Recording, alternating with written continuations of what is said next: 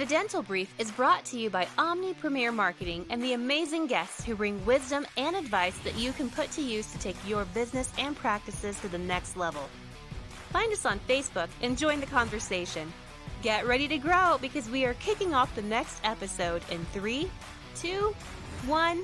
Hello, everyone. Welcome to another episode of the Dental Brief. I'm back with one of my favorite guests. I think Eric's been on the show here 3, 4 times, maybe even 5 times. Maybe this is the 5th time. Eric Vickery, say hello to everyone. Hey, thanks for having me on, Patrick. I appreciate it. I love having you on. The information is great, the knowledge, wisdom, how fast we get it done. I love it. Yeah. Eric, you're the director of coaching at All-Star Dental Academy, right? Yes, correct. Yeah. So I wanted to make sure I have that title right. So I know you still do one-on-one coaching as well, but you're actually leading the coaches there. So much going on, so much to talk about. Website for everyone is allstardentalacademy.com. So make sure that you check that out. Eric, what's going on in dentistry today? What are practices struggling with? I think from a coaching perspective, one of the biggest challenges we run into, either if it's from the doctor or from a team leader themselves, it's, how do we get them to do what we want them to do consistently? It's the old adage, you can lead a horse to water, but you can't make them drink it.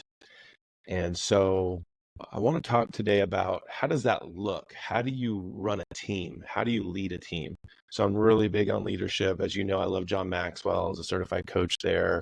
Whether it's DISC, Strengths Finders, or Emotional Intelligence, we do leadership intensive leadership retreats. We do leadership coaching. And so I just want to talk about that today and hopefully give some perspective on what's to happen, because I think some people believe they can just talk about it once or have someone else say something, watch a video, or put it in a manual and say, this is how we're going to do it, and then get frustrated when it's not happening that way. Does that make sense? It totally makes sense. Now, Eric, you mentioned John Maxwell. For those don't know him, you should check him out. Expert teacher on leadership. I think John Maxwell probably has 20 plus books on leadership. It seems like there's a ton. Yeah. And there's a reason for this. And the reason is that leadership, very few people are born. I would say probably actually nobody's born a leader. Some people it might be a little easier for them to grasp the concept, but it's a practice. It's a skill. It's something that you need to master to be great at. Is that right, Eric? Correct. It's a never-ending journey and pursuit of where you're going with it. And what he would say is leadership is influence, nothing more, nothing less. So how are you influencing your team to get the job done you want done? And you know me, I'm all about trying to make it really simple for people. So how do I really take what we're listening to today and put this into action? So my acronym, my story is that leaders are heroes. And so I'll get to those letters and what all that means to help you really break down how you're being a hero for your team and for your business. And part of this is really also about employee retention. This is, getting people to want to stay in your place. So John talks about the 5 levels of leadership. Well, level 4 is people development. So how do I grow my people? When you're pouring into people, they're more likely to stay. So this is also focusing in on that as well. So if you were to take the analogy of leading a horse to water, picture like a cowboy as the leader and the horses are the team, right? They're the workhorses. They're the ones that get it done. Well, the problem is in dentistry is oftentimes this leader person is one of the horses. In fact, probably the main horse that's working all the time. And how do they, influence? How do they lead? Well, most leaders who own businesses are taking a step back and they're actually leading their team. They're visionaries, they're directing, they're coaching, they're managing their team. And dentists really have a hard time with that. So I want you to think about some things with this analogy. So, how was the trip from wherever the horse started to the water? What was that trip like? In other words, how are you training them? How are you guiding them? How are you influencing them on that guide? Are you having to tug on the leash? Are you having to rip a little bit? Are you absent? Are you gone? Are you a absentee owner? Right? Sure. And so think about this in perspective as we keep going. How did you find water? Right? What does the water represent? So what's the target? Why would I do this? Why would I want to drink this water? Are other horses on the team drinking the water when I get there? Are you the leader? Are you willing to drink the water? Is this purified water? What are we looking at? Is this muddy water? Is it confusing? Right? What does the water look like? After the horse drinks the water, is there a reward? Is there a reward for this? Big old, I think horses like carrots, I don't know. what's the dangling of the carrot like? Hey, when we get there, this is what's going to happen. Sure. And then, has this horse had it thoroughly explained to them what the water will taste like, how they'll benefit from it, what's it going to do for them, their body, what's it going to do for other people around them, all of that. And so I have a phrase I use, which is just clarity of expectation creates excellent execution. So clarity of expectation creates excellent execution. Well, oftentimes the explanation is just this brief, drink the water. Hey, I need you to drink this water right now. And then there's this forcing of drink the water. I said, drink the water. If not, you're fired. Right. And there's a threat. It doesn't, and those sorts of things don't work. So when you overwork a horse, right now, we don't have enough horses at the pond drinking the water sometimes, right? We're short a team member or two, and that stresses the other horses out as well. Sure. They're carrying the load. They're carrying the load to get to the water. So I want to talk about how you be the hero in this story. And the heroes are the leaders. They're the cowboys. And they're the ones teaching and leading and influencing the horses to get the work done, to want to do it. So the acronym heroes that I've just learned in reading and things and just putting my thoughts together is pretty simple. So, and I'll go through each step on what they are and what they aren't. And I think this will help us get to a place where we retain team members, where we get them to do more of what we want them to do, where the team members, obviously they're staying because they feel rewarded, they have growth. And you as a leader have more peace of mind, less stress, and I think enjoy what you're doing more. Does that make sense? Yeah, it makes total sense. And anytime you mention less stress, I know our listeners or ears are irked out, so less stress is a good thing. We all need stress. Yeah. Yeah. The stronger the team you have, the better you feel at the end of the day. The more you love going to work. If you're driving to work and you're crying because of your team, that's not the right team. Okay. Right. But if you're driving to work and you can't wait to see them, then you're in the right place. So let's look at it. So heroes, number one, are humble. People don't like to follow people who are angry, dominant, aggressive, forceful at work. They don't like to be told, what were you thinking there? Why would you have done that? This is the most frustrating thing I've ever seen. Or somebody who's throwing things or speaking to them abruptly and forcefully in front of a patient. They want a humble, yet the second half of this, confident leader. And there's a very, very fine line between that, and we'll talk a little bit more about that, but sure. Humble. And I think for me, what that means is somebody who's willing to show that mistakes are made, that they themselves make mistakes, but they show how to react to those mistakes and how to respond to them. So in this example, it's the path to the water. We took a wrong path. The cowboy fell down, got up, dusted himself off, and said, "That's okay. Here's how we're going to learn from that." And sharing in the past mistakes, I think, frees your team up to say, I'm going to be a visionary. I'm going to be outward think. I'm going to be creative. I'm not going to hold back and wonder, oh no, who else is going to get in trouble if I make a mistake or say the wrong thing or give a bad idea. Right. Yeah. So the humble leader is someone who creates an environment that people feel free enough to want to be a part of it, to want to engage, and don't hold back and just say, I'm just here to punch in and punch out. Okay. All right. Number two, equipping. Heroes are equipping. And this goes back to that growth, to pouring into your people. You know how to train them. So think of a cowboy putting the saddle on, putting it on correctly and showing people how to do this and how to drink the water and the right path and all of those things, but constantly be in training. And if you're constantly in training, you're growing people. They feel challenged. They don't get bored. They're not sitting around twiddling their thumbs and going, what am I doing here? So there's got to be a challenge to that. Right. All right. R is relationship building. So this is a very fine line as well, because you're not trying to be best friends with your employee that someday you may have to let go, or someday they may quit because they don't like you. Sure. I get that. There's risk in that. But there is relationship. And we talk about the one-on-one each month, 15-minute meeting with your employee as a leader. And I talk to doctors about this all the time. Like, when am I going to meet with my team members one-on-one? And it just blows my mind. You have to be in relationship to some level with your team. That means a 15-minute one-on-one once a month where if Patrick's my employee, I'm saying, hey, let's do 3 minutes of personal. That's how we started today. How's your family? How's my family? What's the updates? All right, let's transition to growth. How can I support you in being a better leader for you? And how can you grow in this area that I need you to grow in to support my business? And the key, so there's three steps. So relational, a couple minutes, transition statement into growth, and then how questions. How am I doing as your leader? And how can I support you in your growth? And you just use how questions as you create that accountability and you create awareness and you start to decide where this employee is in the scope of delivering, right? Are they on the path to the water at least? Does that make sense? Yeah. Okay. All right.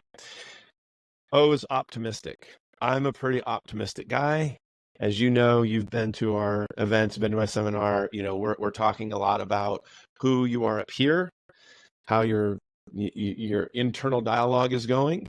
And as a leader, you have to be really, really, really strong mentally. That champion mindset has to be dialed in. If you don't have that, this goes back to that confidence thing.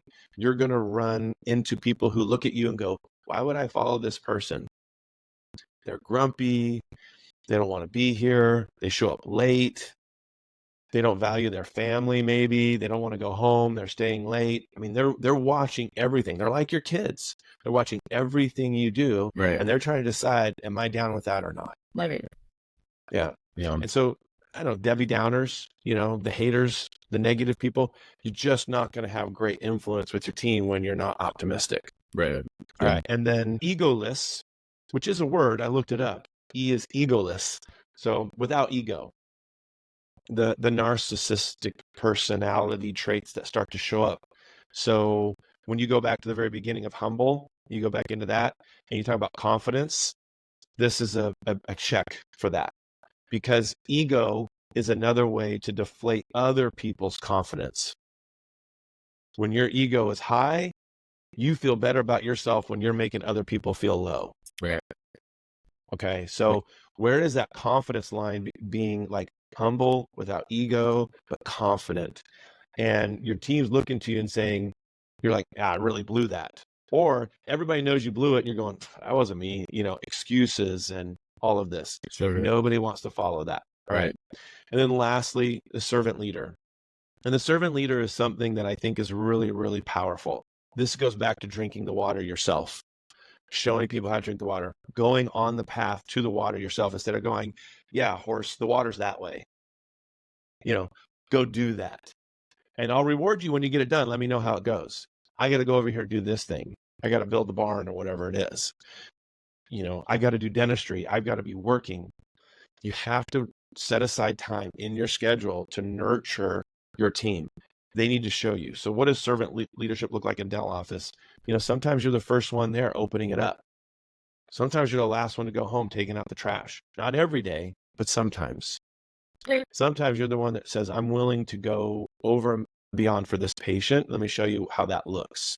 Let me demonstrate what it means to be a servant leader. Right. And you can look around at a lot of very successful organizations, and this should resonate with you in that when you look at them and you look at those leaders, you go, oh my gosh, look at how they did that. I mean, I don't know, pick someone, Amazon guy, right? Was it Jeff? Was that his first name? Yeah, I think so. Yeah. Everybody calls him his last name, but Jeff, Yeah. I mean, started in his garage, you know, started his garage. He's doing it, getting it there. There are leaders out there that got to a place because they were willing to put in the work. There are team members who come in, think I should just get paid because I just graduated with this certificate, this degree. Well, you got to work to get there. And they missed witnessing your servanthood. They missed the work it took for you to get there. So you have to continue to demonstrate that. You can't just go, yeah, let me tell you a story. Now you go do. You've got to live it out. You've got to be the one doing this. Okay. Yeah. Does that all make sense? It totally makes sense. There's a lot to go over, right? And at a very little time, but something that's kind of resonating with me right now when you're talking about that first letter H and being humble, right? I think one of the things that has always amazed me is when people want their team to care as much as they do, but a lot of times they actually want their team to care more than they do. And so this is one of the things that I see all the time. And it will actually drive me crazy when I see this in businesses is a piece of trash lying on the floor. Maybe it's at the front door or the entryway. It's a wrapper. It's some can. It's something gross. Who knows what it is? But everyone walks past it. Yeah. If you want to be humble, pick that thing up, right? Throw it out. Show your people that, right? And if you don't care to pick it up, they're not going to take care to pick it up, right? Talk about executives at Disney. I know we both like to take our kids, families to Disney. The executives, when they walk from one part of Disney to the other, they're picking up trash on their way. They have these little, I don't even know what you call them, trash pinchers or something. And they're picking up trash. I mean, why? Because it's important. If they don't want trash all over the theme park and it's spotless, right? Yep. They got to be picking it up too if they want other people picking it up. It goes back to the servant leader. Witnessing it. And how I see that in dentistry is I have a dentist tell me my team is not focused during team meetings. They're not doing what you're saying, Eric. They're not drinking the water. And then I start paying attention. I look at doctor during the meeting. Doctor's on his phone. Well, yeah, or late. Or she's getting up out of the meeting, going somewhere, or not showing up to the team training that they've stated is so important. Yeah. On the last thing I want to touch on a little bit, just because as you know, we're always quick on time here. Yeah. Is when you talk about equipping, right? So you talk about training. Mm-hmm. I think that when you have high turnover and you have leadership issues, you don't want to train your people because they're going to be gone, right? You have high turnover and you're going to spend all this money or all this time to train people and they're going to leave. And it's a real thought process. If you're just starting your evolution and your walk on, getting some leadership skills and building these ups, what do you say to that person? Is like, Eric, I'm going to train my staff and I'm just going to pay them to go somewhere else and I'll take all that information with them. What do you say to them? I love this question, and Alex has a great response to it, and I steal it all the time. What if you train your team, you invest in them, you train them, and they leave? Yeah. Okay, that's one option. What if you don't train them and they stay? What if you don't train them and they stay? What does that do for your business? So you've got to always be training. You've got to always be learning, always be growing. There's only, you know me in this one, growth or decline. There's only two options. There is no, hey, we're going to maintain right here, guys, status quo. And then you've also got new person coming in who you're I don't know, you may be trying to rock the boat or whatever, but you've got vet team member who wants to be challenged, who has an ownership mentality and really wants to go for it. And you're pulling back the reins and you're like, we're going to just slow down, do a nice little trot right here. And she's wanting to just go. Right. Well, she, with a growth mindset, goes, I'm going to go somewhere else. And now you lose good team members because you're not training and challenging and growing and putting and influencing and putting into them and downloading and giving them, getting feedback from them and getting ideas from them and having this conversation, this communication. So one of my repeat sayings is when it's dealing with people, the solution often is solved with not communication, but effective communication. So what does your communication look like with your team? Are you just going in your office and closing the door and checking emails during your breaks? Or are you interacting and listening to how they're performing and giving them a thumbs up and encouraging them? And then you're making emotional deposits so that at some point you can have your one-on-one with them and say, hey, here's also what I'm hearing, and do an emotional withdrawal. That's right. Yeah. Every business only hires people to make the organization better. If you don't want to make the people better, you're not really better. It's just not. They're your pillars. They're your pillars to your pantheon, right? If the pillars are unstable or missing or not growing, that pantheon, that business is wobbly, it's teetering. The pillars got to grow for the business to grow. And if you're not pouring in them to grow, your business is going to be stagnant and really it's declined. And the only people who are declining are the people who are coasting. I don't think anybody listening to this wants to coast. So I want you guys to think, so your action on this is think about, what am I doing? What is my behavior that I'm taking, my actions that are creating these results? What do I believe about myself as a leader? Optimistic? Do I need to fix something there first? And then how am I in relationship with my people? Do I have my one-on-ones? Can I just start there? Fix your own mindset and then get in a relationship with them. That will start to build some equity to start pouring into them and creating an equipping and servant atmosphere, culture. Yep. So, Eric normally would promote the next event coming up that you guys are doing at the All-Star Dental Academy, but this one's sold out. So visit the website, get on the list for the next couple of events. Congratulations on selling that out. It's fantastic. I thank you for coming on, Eric. We appreciate you so much. Yeah, I love being on. Thank you for having me again.